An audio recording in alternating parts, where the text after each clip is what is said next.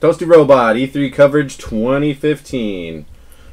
Tiny, trembling, Swedish yarn man. I just wanted to get that out on air. That's good. Alright, so moving on, we're going to hit Nintendo. Now, Nintendo does not hold a traditional E3 press conference anymore because that no longer benefits them. They just never really had enough to bring to the show at one time to justify it anymore.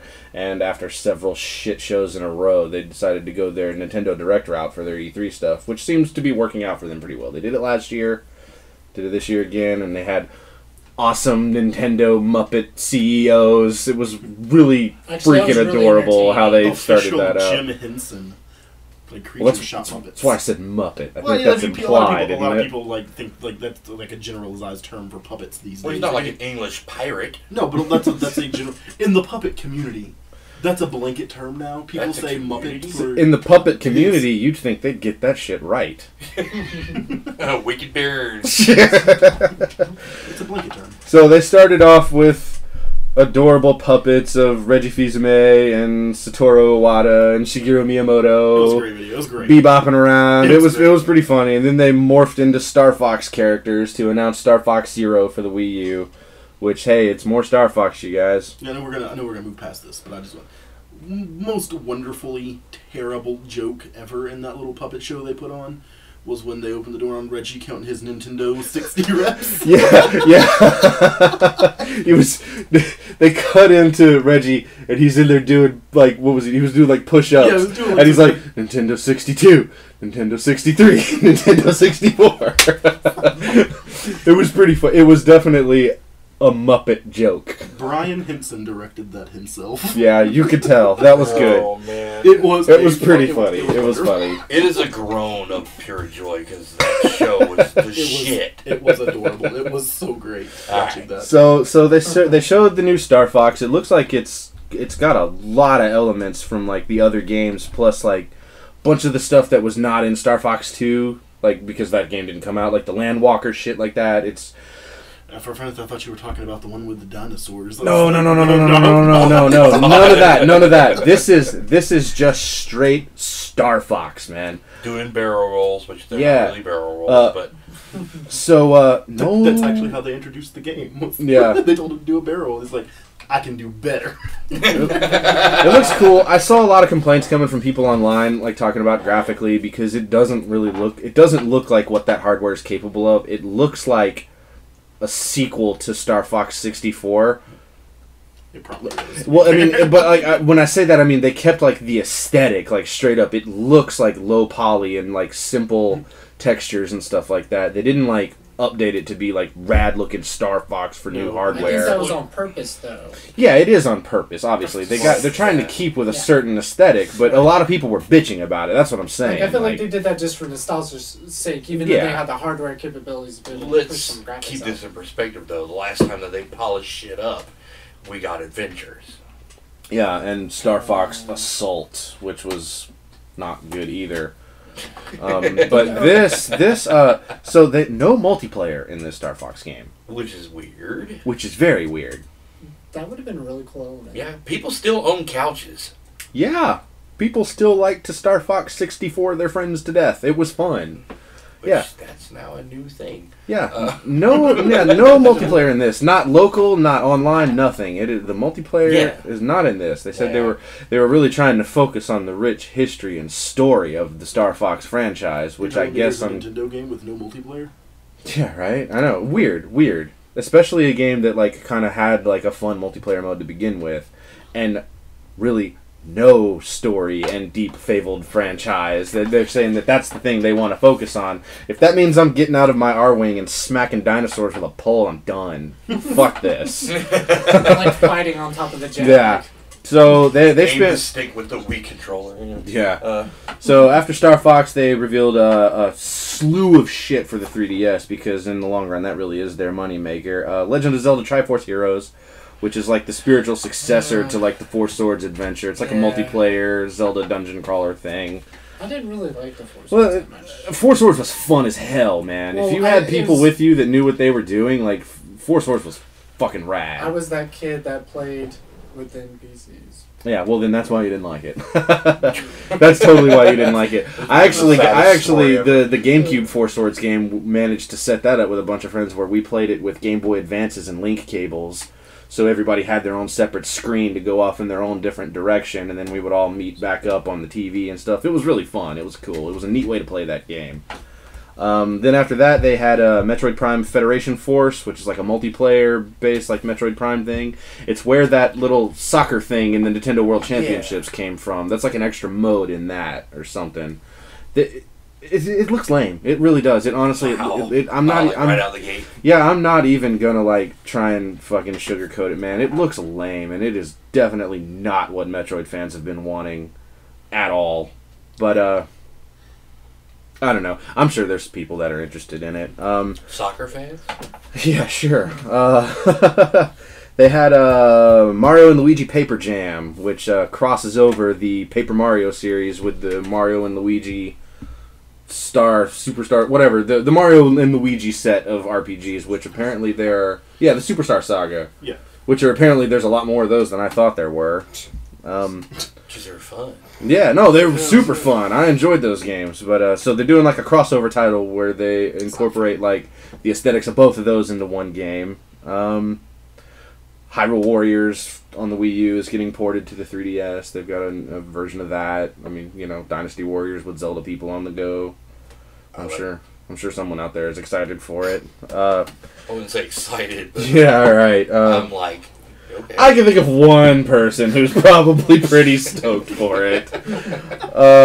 Let's see. Fire Emblem Fates, next entry in the Fire Emblem series coming to 3DS. That's a big deal. People really like those games. They're cool. Oh, wait, we're not a visual medium. Never mind. Yeah, he's throwing up the devil horns right now for those of you who can't see. Side note, I was unfairly biased against that game when they announced it. I was like half asleep when I was watching it, and I thought they were talking about a new Breath of Fire game. And I got super pissed off when I found out I was wrong. Yeah, I don't know. A new Breath of Fire would be cool, but the last one was so damn bad. I kind of don't care about that franchise anymore. Oh, you heard was fire. You're like, yeah. Fire, yeah. I heard Breath of Fire for some reason in my head, and they were like, "It's a new Fire Emblem game." I was like, "This motherfucker." You betrayed our trust. So then after that, they led right into the Shin Megami Tensei Cross Fire Emblem game, which was a Japanese trailer. It had Japanese language and writing all over it. Like not really a lot of information about that, but this is like the long rumored, well, not really rumored. It's been announced that it was in development, but it's been a while now. So this is the crossover game with Fire Emblem and, you know, Atlus's Shin Megami Tensei series, which is a weird mixture of things to put like together. An odd grab, you know. I mean, so for stuff to mash up. Yeah, and it wasn't any type of gameplay or anything. I mean, there were character models like rendered in it, but I didn't really get a sense of like what the game actually is, like whether or not it's taken more cues from the Shin Megami or from Fire Emblem. It's hard to say. You'd think if they're going to put Fire Emblem in there, they'll take more cues from that game's battle system, since that's what that series is really all about. Yeah. So which is another reason that it's like a really odd one, because Shin Megami is like a really good long story. Yeah, thinking piece. Yeah, is what you're working for at. sure. And God, man, Fire Emblem. The joy of that one was the God. Do I turn this off and reload my last save because that guy died? Yeah. So I wonder if they'll handle it the same way. Like, are your Shin Megami dude's gonna die and be done forever? Like, when, you know, I don't know, man. So from any angle, it's the oddest. It's very odd, but total fucking fan service right there, man. Like, is it not gonna be just like another one of their, it's not gonna play like one of their just Project Cross Zone Blade? No, it's an actual like RPG, and Project Cross Zone. Neither of these companies have anything to do with that. No, I'm just saying like similar to that game. Like I didn't know. I don't think so. It's hard to tell. I mean, but I would assume no. I would hope not. I didn't enjoy that game. I probably played that game just because it had dot hack characters in it. Yeah, there are way cooler characters in that game than dot hack people. But yeah, weird mixture of stuff. But I think the franchises on their own appeal to the same type of audience, so that'll be, you know, fucking weeaboos and stuff. Why?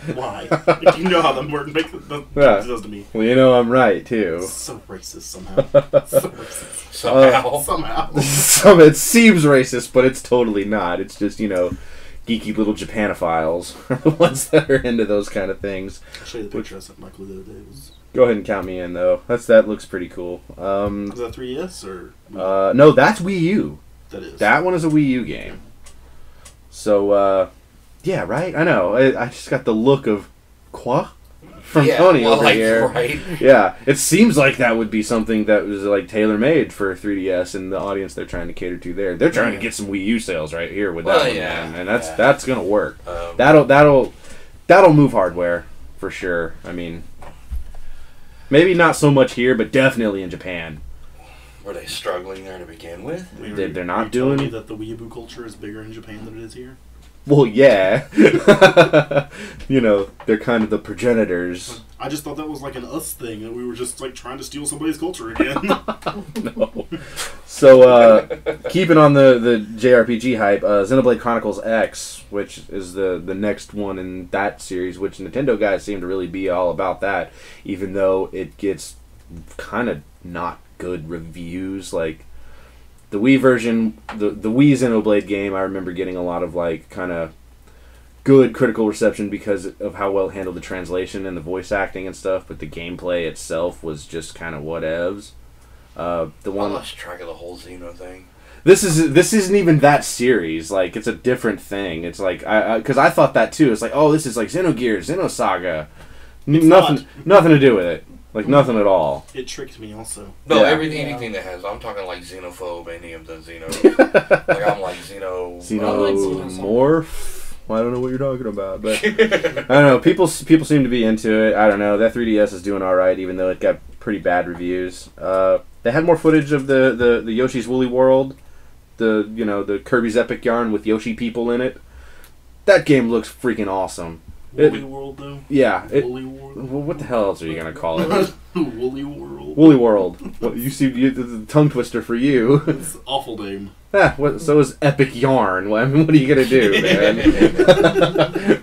Most of their things have stupid names. That game looks really cool, though, because it looks like it's like live action. But because of like the yarn, it looks really neat. It's hard. Where did that trend come from? Epic Yarn. Kirby's Epic Yarn was the first one to that do that. like I guess Nintendo just adopted like the yarn aesthetic as like a new type of graphical thing to lay over all of...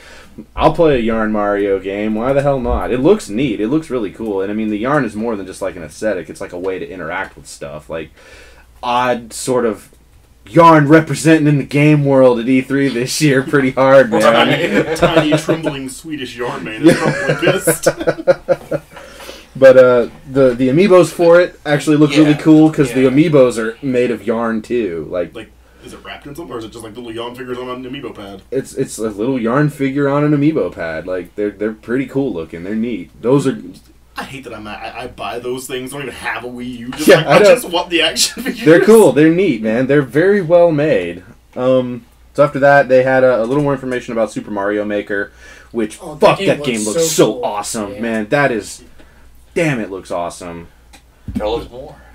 Well, I think it's like cool that you customize your own levels. Like, that's something that people have done, like, over the years of ROM hacks and stuff. Right, and this is like, here it is. Here, you don't have to use a computer anymore to make ROM hacks. You just do it right here, Yeah, and it's play cool. it straight off of a controller on top of that. Because it pulls in all the different, like, aesthetics, like graphical interfaces from the different Mario games and stuff. Like that, It looks cool. It does really look cool. They played a good chunk of it in the Nintendo World Championships. That was so and it was cool. a lot. It was those guys like first hands on with it, and man, we were on the edge of our seats watching that. We got into it. It was. That's mostly because that first guy was really bad at But it was. But like you felt really good for the dudes when they like passed the obstacles and stuff because that man, it looks like you can make some straight up just malicious shit with the level designers in it. Yeah, sweet. That was kind of cool. Like the ROM hacks you were talking about and everything like that when they were the super hard Marios. Through and through. It sounds cool. And from interviews and stuff that I saw later for it, like the interface for it to like design the levels and stuff are kind of a game themselves. There's mechanics for dropping enemies into the world and laying out your blocks and stuff that like are more than just click and drag. It's like, put this Goomba on the screen and like walk a little Mario on it and hop on it multiple times to change the configuration of the Goomba, like which type he is and stuff. Like you actually play a game to build a level. Yeah. Like it looked pretty cool. It looked neat. There's a lot of like shake things to change the color of them and stuff like that. It looked pretty cool. To me, this is like the spiritual successor to like Mario Paint.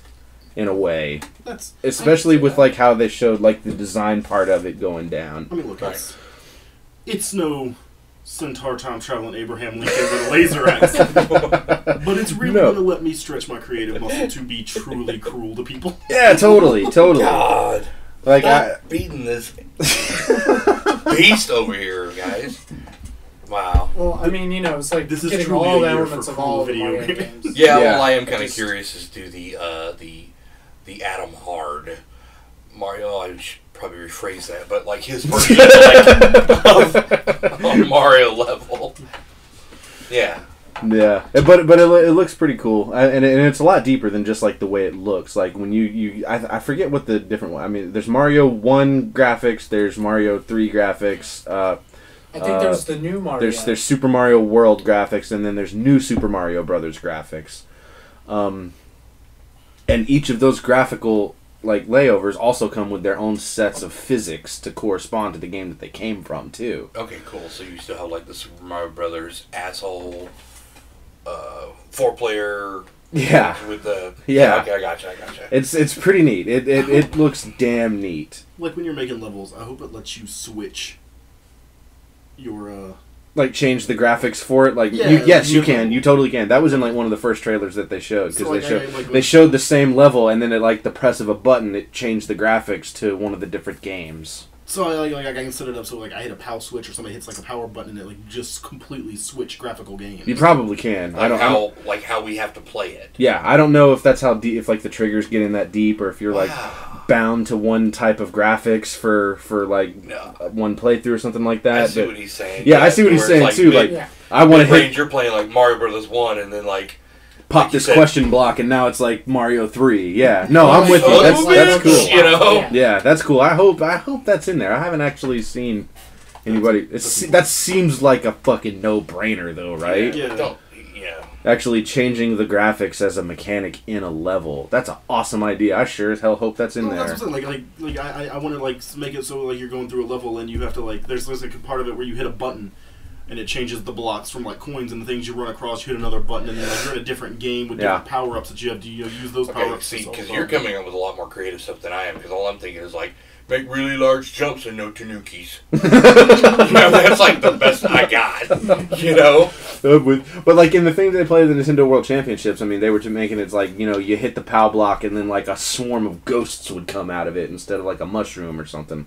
Wow. Yeah, you could do some cool shit with it. It looked pretty neat, but so a lot of son of a bitch. Yeah, a lot of son of a bitch. Where he opened a door and went into our room, and he was immediately bombarded by like 7 Bowsers. Yeah, and he was just like, nope, just turned right around and left. But after that, they had a pair of Animal Crossing games, one for the 3DS and one for the Wii U. The one for the 3DS is some sort of like home designer thing. I forget what the name was. I didn't actually even write it down because they glossed over it real quick to move on to their other game, the Wii U game, which is the Animal Crossing Amiibo Festival, which looks like Mario Party. Yeah, mixed in with Amiibos. But like Amiibos are the key to playing it, so they're getting ready to sell the shit out of some Animal Crossing themed Amiibos. So you have to have like, is it specific? It looks like you have to have Amiibos to play this game. But I mean, like, is it Animal Crossing Amiibos? I mean, like, yeah. So I can't like bring in my little Toon Link to play. You may be able to. I don't know. I mean, every game has that Nintendo puts out now has compatibility with Amiibos, but a lot of it is only certain ones. Because I mean, the only thing that would make Mario Party better for me is if I could also play it as a Pikachu. Yeah, like the Amiibos work with Mario Party 10, but only with Amiibos of characters that are in that game. So I don't know. There's talk of them doing an R-Wing for Star Fox that actually transforms into its different modes, like the toy itself. That would be pretty cool. Yeah, that sounds pretty neat. But after that, they announced the debut of the Yokai Watch series for 3DS in the US, which is, I mean, I'm not so sure how well that's going to play over here, but in Japan, I mean, it is become the biggest thing ever. Like, the Yokai Watch games outsold Pokemon last time around. That's fucking unbelievable. Okay. It's the same basic idea as Pokemon. Catch monsters, battle monsters. It's a lot more adorable. Like, it's a much more kind of, I don't want to say the word like chibi design, but it's a much more glossy, colorful, animated design. Yeah. And the monsters in it aren't just things that, like, exist in the world. They're like these, like, demon realm type things that exist, like, on a slightly parallel plane and universe, and, like, only certain people can see them and interact with them and stuff like that. I mean, it's a total fucking, like, kid-friendly, cheese factor, money printing factory of a franchise. I've been waiting Which for a we say that, but at the same time, you getting one? You getting one? No, yeah. No, I'm not. You getting one? Nope. No. I am. I probably will too. I am. I'm totally doing it. I've been waiting a hot minute for their localization of this. I'm actually bummed that Michael was telling me that they're bringing over, like, the crappiest one they've made so far. Yeah, I don't think they're bringing over, like, the first one in the series. They're bringing over the newest one, which is the first one set in the United States, like, in the game world. And there's all kind of stories going around about how that's, like, a really bad idea, because a bunch of the jokes aren't going to play to the English-speaking community. And I mean that very specifically. I don't mean Americans. I mean English speakers won't understand a lot of the jokes, because a lot of the jokes in the series, between, like, the names of monsters and stuff, are very dependent on Japanese pronunciation of certain words. Right. And they're trying to take that same concept and apply it to, like, creatures based around more, like, American sort of sentiments, and it doesn't really seem like they're pulling it off that well in the translation. That's the difference between super cool demon monster and shoe. Yeah. Mario Tennis Ultra Smash for the Wii U, new Mario Tennis game. That's cool. That's totally cool. Mario Tennis is super fun. But I was always really, like, a big fan of the sports titles from Nintendo, like the golf and the baseball and the soccer, tennis. Like, they're all fun as hell. How you gonna go wrong with a Mario game, though? Huh? Like, how are you gonna go wrong with a Mario game? Like, yeah, it's not even fair anymore. They're still pretty much. You can't really. The only other thing that I have from Nintendo was their super crazy co-marketing deal with Activision and Skylanders. You can pretty much bank that, you know, because this is also a game that's come into the original Wii. Amiibo Landers? No, yeah, Amiibo Landers. Yeah, no, the Skylander Superchargers is and I didn't catch if they're packing this in with it or if they're, like, separate things you buy, but they're coming out with a set of Amiibos of Donkey Kong and Bowser, and they each have a vehicle that corresponds to each of them that are interchangeable as Amiibo and Skylanders. So they have a base that swaps out, and you can use that. You can play as Bowser and Donkey Kong and Skylanders, or put the Amiibo base on it and play as them in the in whatever uses Amiibos. But they're all the things now. But that's like a really fascinating direction to go with that. That's really weird that they're doing that. It makes me wonder, like, how we were talking earlier about, like, you know, you can use the Boba Fett Disney Infinity guy on anything. Like, what happens if you put the Bowser or the Donkey Kong Skylander in one of the other game portals? Like, okay. I'm assuming that this specific base that they have for it, like, locks it out of using it on those other versions, but I'll bet my middle nut people are going to hack it, and you're going to see videos all over the internet as people playing as Donkey Kong and Bowser on PlayStations. I bet it'll happen. But yeah, so they're going to be like, the dream is real, and you're like, no, not no, really. No. But overall, man, people were pretty cold on this Nintendo thing. They did not. They should have brought Zelda with them this year. That would have been their big thing. That would have been one of the biggest things at E3 if they brought it with them this year. And they really needed it, because all the things that they did bring that people knew about didn't live up to expectations, and the things that we didn't know about aren't really things that a lot of people wanted anyways. What Zelda were they going to bring? The new, like, full-on open-world Zelda game that they're making for the Wii U. Are you not familiar with this? Sorry, I'm not. Yeah, well, I mean, you're allowed. They've only shown it, like, very little of it has been shown. Last year when they showed it, it was just off, like, the way that they showed the game was Miyamoto in a room playing it on a TV, and you just saw him playing on the TV. It wasn't like a direct feed or anything like that. Yeah. and then they've had a trailer for it that doesn't really show that much. They're playing it really close to the heart. I mean, I don't really care too much for Zelda anymore, but this one actually does look pretty awesome. Well, no, I mean, like, that's my knowledge of Nintendo stuff going on is normally just, oh, hey, look, they have this thing now. Sweet, I didn't know this. I mean, keeping track of everything else, like the Amiibo stuff was news to me.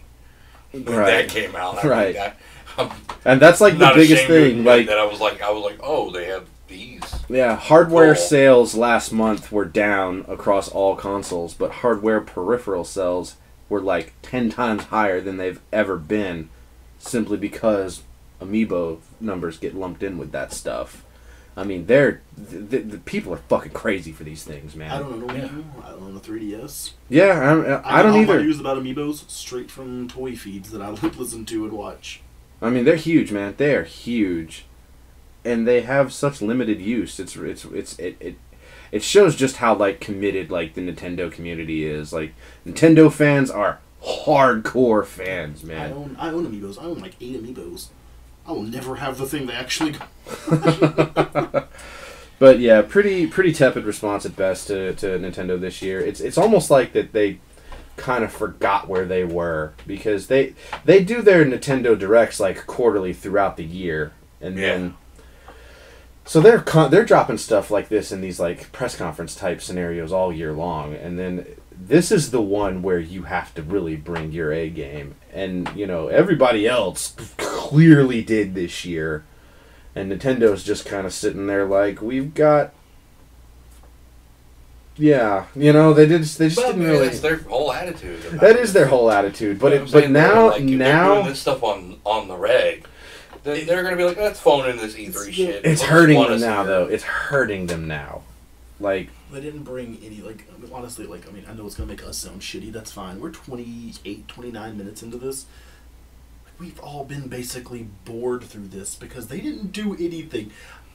Michael knows me well enough to know that I was never going to... Nate knows me well enough to know that I would never... This was something that not even Jim Henson could say for me. Like... That's it. Damn. That's why, like... Damn. That's why... I don't know, like, the Nintendo thing... God, I mean, they front-loaded us on E3. Yes, all of this. They did. So, I mean, holy shit. Like, by the time you get to Nintendo, you're like, I am literally exhausted, figuratively speaking. Well, I know a lot of people are super pissed that Super Mario Maker is kind of being touted as the next game in the Mario franchise. People were really looking forward to the next, like, real, actual Mario game. And I'm not talking about, like, Mario 3D World. I'm not talking about some kind of multiplayer thing. I'm not talking about New Super Mario Brothers. But, like, the successor to, like, Mario Galaxy. Like, the actual core, single-player, giant platformer. That should have been here. That should have been here. If they weren't going to bring Zelda, they should have shown something along those lines. But I miss Super Mario Sunshine. You know, you're probably the only one. That's fine, but that's what I'm saying. Like, that's how dry their well has run, where I would have taken a new Super Mario Sunshine over what they presented to us. Like, yeah, it was bad. You can definitely tell that. I mean, because like all of this stuff. So let's see. We have Star Fox. That's a Wii U game. The Zelda Triforce Heroes. That's 3DS. Metroid is 3DS. Mario and Luigi is 3DS. Hyrule Warriors 3DS. Fire Emblem's 3DS. Yokai Watch is 3DS. One of the Animal Crossing is 3DS. Like, most of their stuff is focusing on the handheld. I mean, that's their moneymaker. That's where they go right now. That's why I keep saying their next thing is going to be like a hybrid between the two. And I feel like when you see shows like this, all that does is support that claim. Did they mention it at all? Huh? They didn't mention it at all? No, they said months before E3, don't expect any news on that. On the next system. It's not the time to show it yet. You piss a lot of people off showing that system now. Because the Wii U still hasn't had like its killer app, I just don't want to be like one of those dudes. Like, I said, I want a 3DS, I want a Wii U. I know I do. I mean, Splatoon exists. So well, like, yeah. I mean, I'm gonna hold out for Zelda. I know I am. But now I'm worried that, like, if I do that, then it's gonna be way too close to something new that I don't want to buy that 3DS like. You know what, man? 2 weeks before they drop the new 3DS. I bet you. Yeah, I wouldn't be surprised if they pull the Twilight Princess with the next Zelda game and it comes out on their current system and the next one. That puts me in the problem of, then I'm going to have to wait for the new iterations of the games that I want on the Wii U to come out. Yeah. My new Mario Kart, my new... Yeah. There's clearly going to be another Splatoon. Yeah, because that's doing way better than I think anybody thought that it would. And so then I'm back in the same boat that I have to wait longer to buy a Nintendo system, waiting for the new versions of games that I wanted to come out that already on this one to come out. Yeah. They're not timing any of this right. They dropped the fucking ball. They did. They dropped it hard, man. I mean, they had some interesting stuff there, but in the grand scheme of what's going on at this E3, they looked like fucking amateurs out there this time. They really did. Yeah, I think everybody looked up from their controller playing Splatoon and went, meh, and went right back to playing fucking Splatoon. Yeah. There was nothing here that even like the biggest Nintendo fanboy in the world could have based us the best he could have gave was a straw man argument. Like they have nothing to go on here. Like it was embarrassing for everybody. Yeah. Well, on that massive downer of a note, that's gonna do it for Nintendo at E3 2015. Toasty Robot out. We're gonna have to pay some